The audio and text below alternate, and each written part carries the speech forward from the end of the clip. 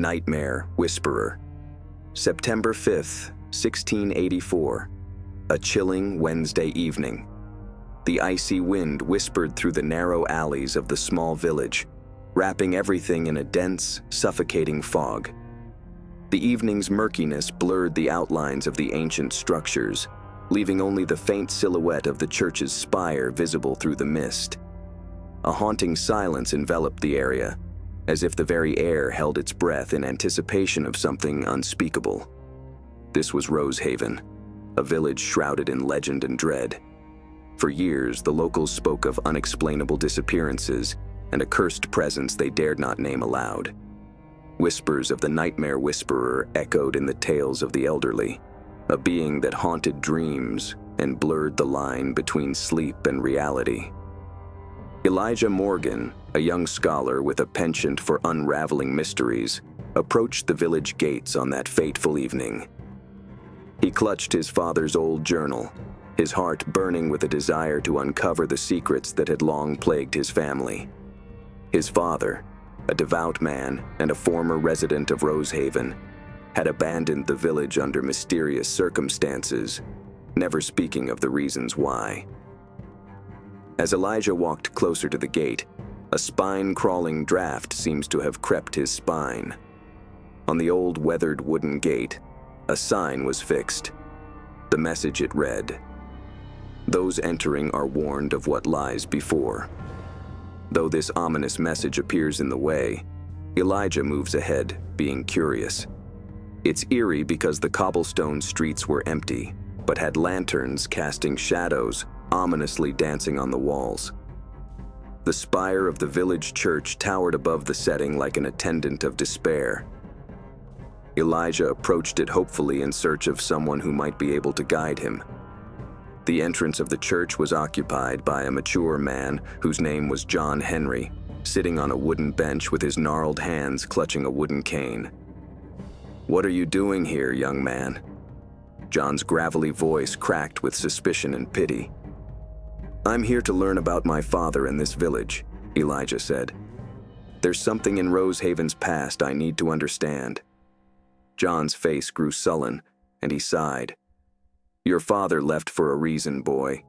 He knew what stayed behind would only bring ruin. You should turn back before it's too late." Elijah didn't heed John's words. Darkness had a way of making the village chilly and quiet. It was as if it could go even quieter. Elijah found a room at a small inn run by an old widow named Margaret. The interior was not any less cold than the streets. Tattered prints of sour-faced villagers hung from the walls, and damp wood and wax filled the air. "Don't reply to any whispers you hear when the darkness comes," Margaret cautioned Elijah over a pitiful dinner. Her voice hardly rose above a whisper. "You will be lost, like them." Elijah scoffed at her words, mere local superstition. But later that night, in his dimly lit room, an unsettling feeling crept over him, settling in his bones. Just as he was drifting to sleep, he heard it. "Elijah, Elijah." The voice was hoarse, barely audible above the crackling of leaves outside. His eyes snapped open and he scanned the room. It was empty. The air in the room, however, was heavy with a stench. Something seemed to be rotting. The following day, Elijah, being even more insistent about uncovering the mystery, went to the church. Once upon a time, the inside of that church would have been magnificent with its once cobwebbed pews and cracked stained glass windows. In one of those cabinets, he found this old document hidden. This yellowish paper contained this written on it: "When the time is right, the whisper shall be made flesh. 05-0-9-1684, the date written on the end." Elijah's heart beat in his chest as he read the document. The language was ancient, written in a script that he couldn't fully understand, but the threat made in English was unmistakable. Elijah's research brought him around late afternoon to the forest's edge, bordering the village. He was told by the natives to leave immediately, but he didn't listen. The tall and intimidating trees came alive in his eyes as their twisted branches seemed to claw at the sky. He didn't go far before noticing something strange. A line of symbols etched into the bark of one of the trees. They were the same as those in the paper he had found. The forest seemed to be alive and beating with its own rhythm, and he swore he could hear whispers carried on the wind. Elijah went back to the inn, and the fear of the village weighed on him. The more he knew, the closer he felt he was to uncovering something he might not ever want to know. That night, as the fog deepened and the cold seeped through the walls, Elijah sat by the fire, poring over his father's journal. Every page was filled with cryptic notes about the history of the village, but one entry stood out. The whisper is not just a sound, it is a summons. Beware the night of reckoning. The words made Elijah shiver down his spine. As he read on, he realized his father hadn't run out of fear or cowardice, but rather was absolutely terrified. Elijah is now trapped in a web of fear and intrigue. Who or what is the nightmare whisperer? What did his father discover all those years ago? And will Elijah make it long enough to find out? When the first light of dawn peered faintly through the dense fog that shrouded Rosehaven, the village seemed reluctant to awake. The crackling fireplace within the inn was the only source of warmth as Elijah Morgan sat motionless, poring over his father's journal. During the night, the seemingly obscure phrases and half-drawn sketches within its pages had kept him up. No one could have lived through the dark events of the previous night, the rotting smell, the rustling of whispers in the dark, and finding this ominous document inside the church. All pointed to something ancient and evil, waiting to be uncovered by the history of that village. As Elijah turned the pages of that diary, he noticed one special entry dated March 11th, 1668. It described a ritual conducted by the villagers decades ago. To silence the whisper, a price must be paid. Blood binds it, and blood awakens it. The cryptic entry came with a crude sketch of the forest's edge, complete with an altar-like structure hidden within the trees. He felt a sudden spark of interest in such an altar. Did such an altar exist? And if it did, what was the significance of this sinister tale concerning the nightmare whisperer? Elijah decided he had waited long enough. The reason he had been seeking lay within the forest. The villagers avoided the forest like the plague. Despite their warnings, Elijah ventured in as the sun struggled to rise. The forest was a realm of its own, a labyrinth of twisted trees and tangled roots that seemed alive with malice. The deeper he walked, the darker it became, as if the light was being swallowed by an unseen force.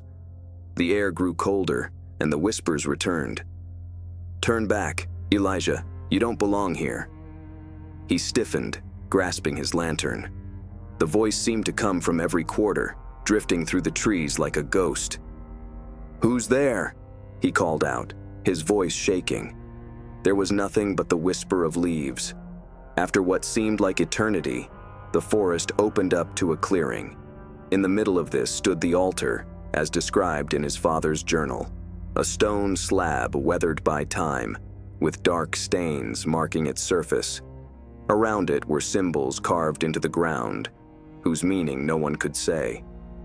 Elijah knelt to examine the carvings. They matched the script on the document he'd found in the church. Marking a circle around the altar, his father's journal had hinted at them containing something. Running his hand over the cold stone, a terrible realization dawned upon him. This wasn't a church, but a place of containment. Beneath a loose rock near the altar, Elijah discovered another journal, its leather cover cracked and worn. The name Father Samuel Carver was etched onto it. The village priest's records, dated May 9th, 1684, revealed a horrifying truth. The whispers began as faint murmurs, but they grew louder with each passing night. They come from the depths of the forest, calling to the restless and the weak. We sealed the whisperer once, but the seal grows weak.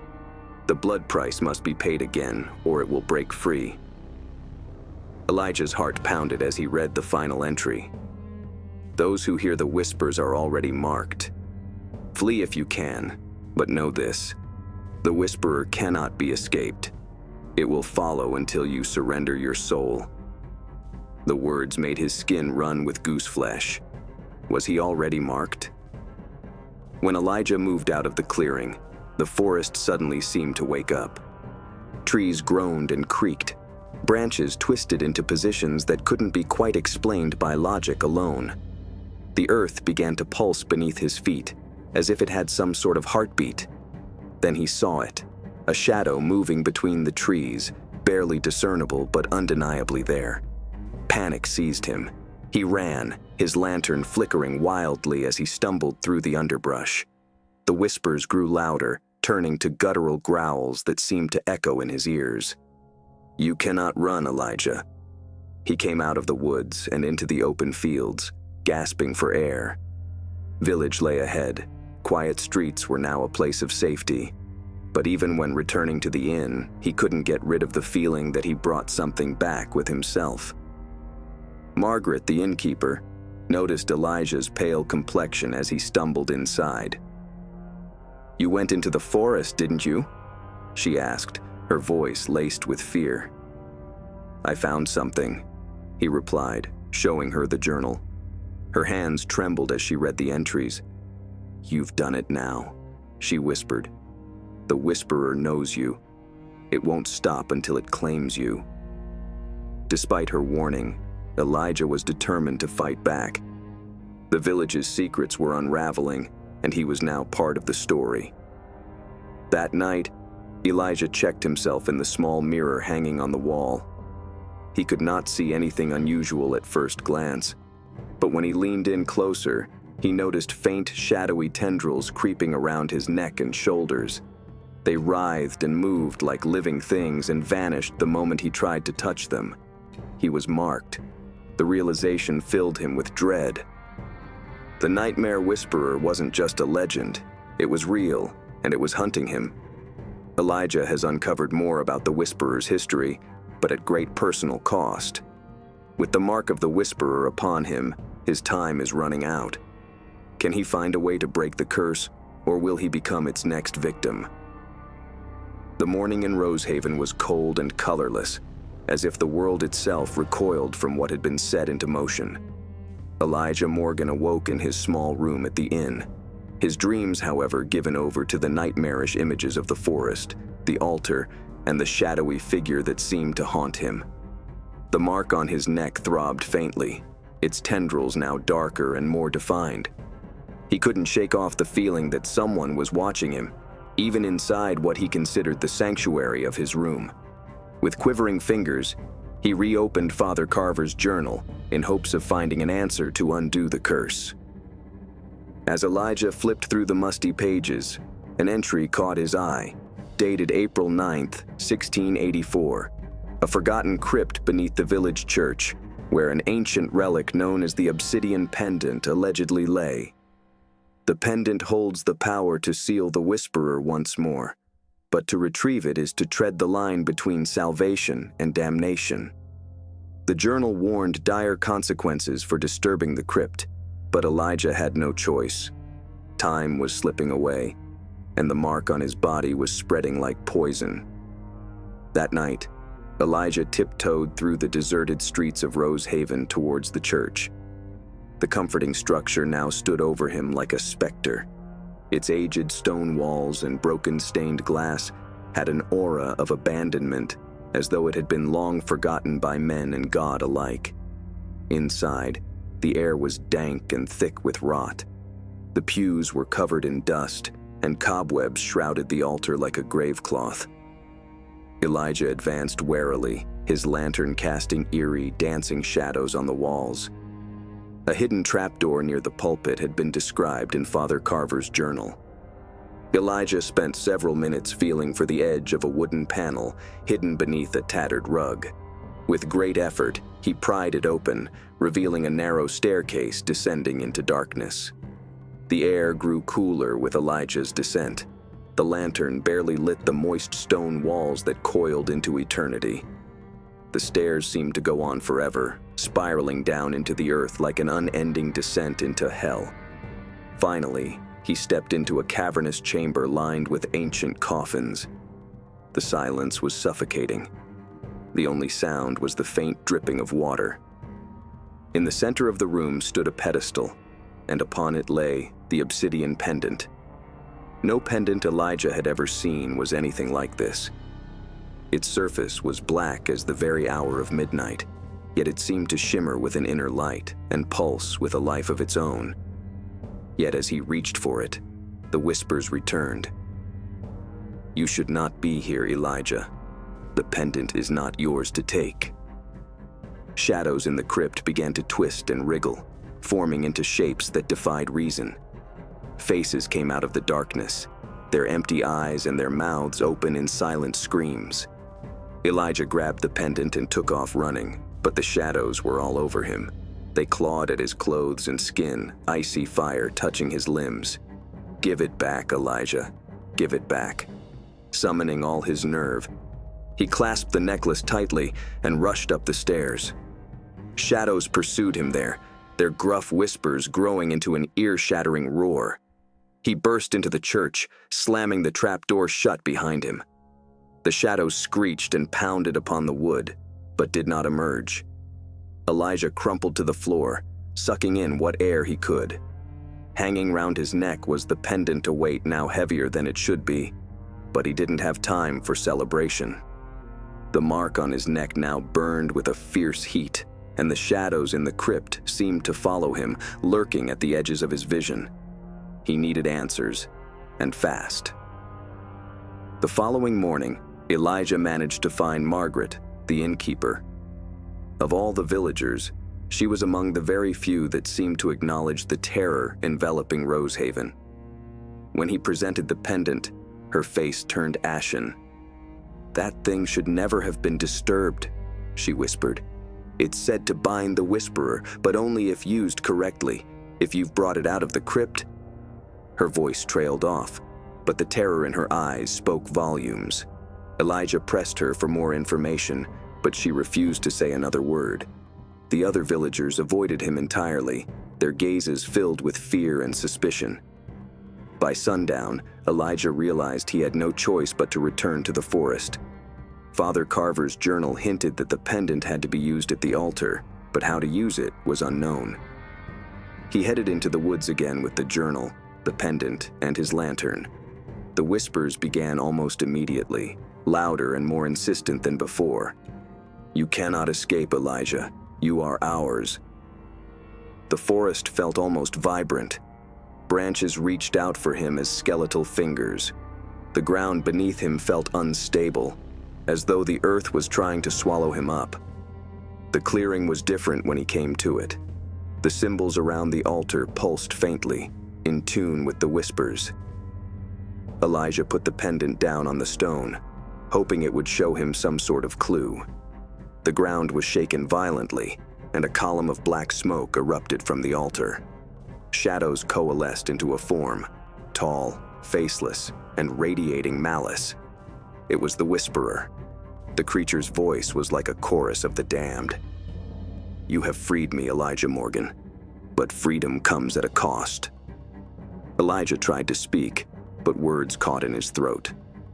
The Whisperer seemed to sense his fear, for its faceless head tilted as if in amusement. "The pendant no longer binds me, but it can save you yet. Offer it willingly, and I'll let your soul go." Elijah hesitated. Was this a trick? Could he trust a creature born of darkness? But as the shadows closed in around him, he realized he had no choice. Elijah's encounter with the Whisperer has left him more desperate than ever. With the pendant in his possession, he holds the key to salvation, or damnation. But the cost of his choices grows heavier with each passing moment. The air in Rosehaven was unnaturally still, as though the village itself was holding its breath. The night before had left Elijah shaken to his core. He sat in his room at the inn, the obsidian pendant lying on the table before him, its surface gleaming faintly in the candlelight. The whispers had subsided for now, but an oppressive silence had taken their place, filling every corner of the room. Father Carver's journal lay open to a page next to the pendant, discussing an old ritual. Words were there, but were fading away in illegibility, except for a few that could be identified as the sacrifice of will. Elijah knew he did not understand much, but one thing was apparent: the forest wasn't through with him. The villagers were no longer pretending to be ignorant of the darkness closing in around their lives. Doors and windows barricaded, streets were empty, even during the day.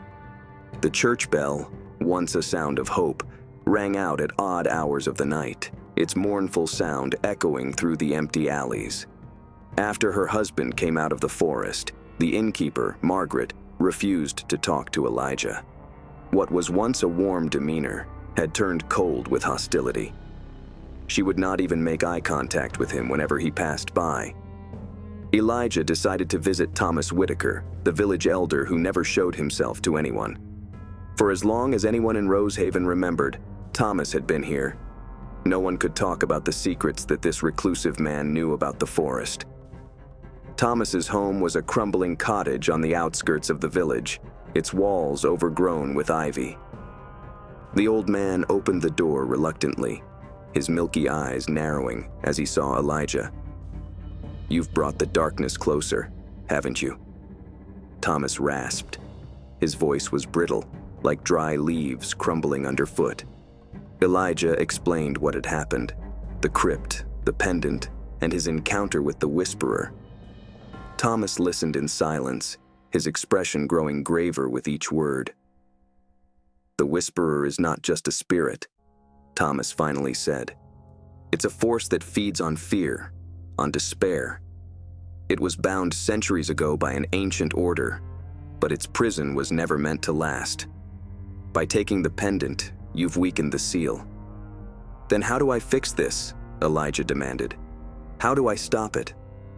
Thomas hesitated, his eyes drifting toward the forest he could see through the window. "There is a way," he said, "but it requires more than courage. It requires you to face the darkness within yourself." Thomas said that the pendant was both a key and a weapon. To use it against the Whisperer, Elijah had to perform a ritual at the heart of the forest, where the creature's power was strongest. However, the ritual required a sacrifice of will, a term Thomas refused to explain further. "You'll understand when the time comes," the old man said.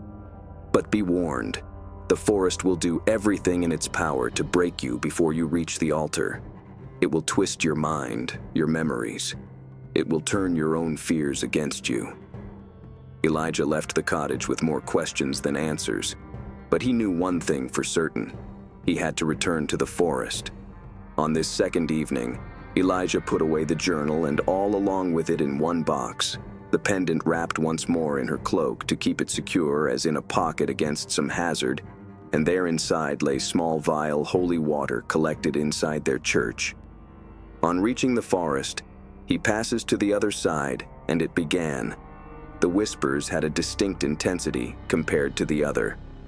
"Turn back, Elijah. There is nothing for you here. You cannot win."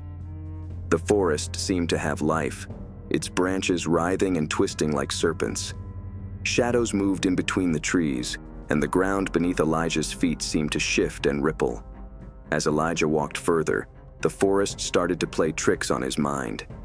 He saw visions of his childhood, his mother's smile, his father's stern but kind eyes. But the images were distorted, their faces twisting into grotesque masks of rage and sorrow. In one clearing, he came upon a vision of himself as a boy, racing through a sunlit meadow. But when the boy turned to look back at him, his eyes were hollow, and his mouth opened in a silent scream. "Do you see now, Elijah? This is who you are. This is who you've always been." Elijah shook his head, trying to drive the visions out, but they clung to him like a second skin. Hours later, Elijah found a river not marked on any map. The water was black and slow, and faint whispers rose from its depths. As he came closer, he saw faces in the water, hundreds of them, eyes wide with terror. One face rose above the rest. It was Margaret, the innkeeper. Her lips moved silently, but Elijah could hear her words in his mind. "You've doomed us all, Elijah. The Whisperer will consume us because of you." Elijah fell to his knees, clutching the pendant. "I didn't mean for this to happen," he whispered. "I'm trying to fix it." The faces in the water only stared at him, their expressions a mixture of pity and hatred. As dawn approached, Elijah finally reached the heart of the forest. The altar stood in a clearing surrounded by ancient trees whose twisted branches formed a canopy overhead. The ground was littered with bones, some human, some unidentifiable. The Whisperer was waiting for him. It stood taller than before, its form more solid and defined. Its faceless head tilted as it regarded Elijah, and its voice echoed in his mind. "You have come far, Elijah, but this is where your journey ends." Elijah placed the pendant on the altar, his hands trembling. The symbols carved into the stone began to glow, and the air grew heavy with energy. But the Whisperer did not attack. It spoke one last time. "The price of will, Elijah. Are you prepared to pay?" The first rays of dawn painted the heart of the forest in pale light, but the clearing where Elijah stood remained untouched by the sun's warmth. Shadows coiled and writhed around the altar, as if alive, their movements synchronizing with the low hum emanating from the obsidian pendant. Elijah's breath came in shallow gasps as he stood frozen, his gaze fixed on the Whisperer. The creature loomed before him, its form sharper and more defined than ever. Its faceless head tilted, and the air vibrated with its voice, a chilling amalgamation of thousands of whispers. "The sacrifice of will," it intoned, "is not just a ritual. It is your submission, your soul laid bare. Are you ready to embrace oblivion?" Elijah clenched his fists, his resolve wavering, but he knew he couldn't go back. The pendant began to grow brighter, and the etched symbols on the stone altar flared to light. Memories swirled through Elijah's mind, his parents' deaths, the following loneliness, and the persistent guilt he carried. The forest messed with his thoughts, magnifying Elijah's pain and doubt. He saw visions of Rosehaven, its people consumed by darkness. Margaret stood amidst the ruins, her eyes hollow, her lips forming the same damning words, "You've doomed us all." The faces from the River of Souls reappeared, their voices rising in a haunting chorus. "You are too weak. You cannot save us. You cannot save yourself." Elijah fell to his knees, clutching the pendant in his hands. Tears streamed down his face as the weight of his failures threatened to crush him. But then, amidst the chaos, a single voice broke through, a memory of his mother's soothing words. "You are stronger than you believe, Elijah. The light within you can banish any darkness." Elijah rose up, his resolve setting hard. He placed the pendant on the altar and started reading aloud from Father Carver's journal. His voice was strong at first, but weakened at the beginning. The form of the Whisperer rippled. It intensified its whispers into a deafening roar. The grounds beneath Elijah's feet trembled as well as the air, growing thick with malice. "You think words will stop me?" the Whisperer sneered. "You think a mortal's will can break centuries of shadow?" Elijah paid no heed to the jibes, intent on the rite. The symbols on the altar flared in time with his words, their light cutting through the darkness. But the Whisperer struck back, its shadowy tendrils binding around Elijah's body. Pain surged through him, and he cried out, his concentration shattering. As the tendrils wrapped around him, Elijah finally understood what the sacrifice of will truly meant. The ritual was not only to get rid of the Whisperer, but to give up his deepest fears and regrets, laying his soul bare. Elijah reached for the pendant with a trembling hand. He pressed it to his chest, and a searing heat spread through his body. The light from the pendant intensified, blinding in its brilliance. "I fear you not," Elijah screamed, his voice ringing across the clearing. "You are but the shadows of my mind, and feed upon my fear. I banish you." The whisperer recoiled, its shape flashing. The shadows around the altar lashed wildly, and the ground split open to reveal a chasm of swirling darkness. "You can't destroy me," the whisperer screamed. "I am eternal." Elijah's voice was firm as he replied, "You shall only be eternal if I permit you to." Elijah threw the pendant into the chasm once last time. The light rushed out, consuming both whisperer and darkness. When the light faded, Elijah lay on the ground. The altar had disappeared to be replaced by a green and richly vibrant clearing under sweet sunlight. The oppressive silence of the forest was lifted and replaced by the gentle rustling of leaves and distant chirping of birds. Elijah stood up, aching body but lighter heart than it had been in years. He walked back to Rosehaven, the forest no longer feared but renewed. The villagers welcomed Elijah with hopeful reservation. The air in Rosehaven was now light, devoid of fear. Margaret approached him, her eyes full of thankfulness. "You've done it," she said softly. "The darkness is gone." Elijah nodded, though he knew the scars of what had transpired would linger. He handed Father Carver's journal to Margaret. "Keep this safe," he said. "The forest may be at peace now, but its history should not be forgotten." Years later, Elijah went back to Rosehaven. It was now an overflowing village full of life and laughter. The woods were a haven. Beauty had made it a draw card for visitors from many far-flung places.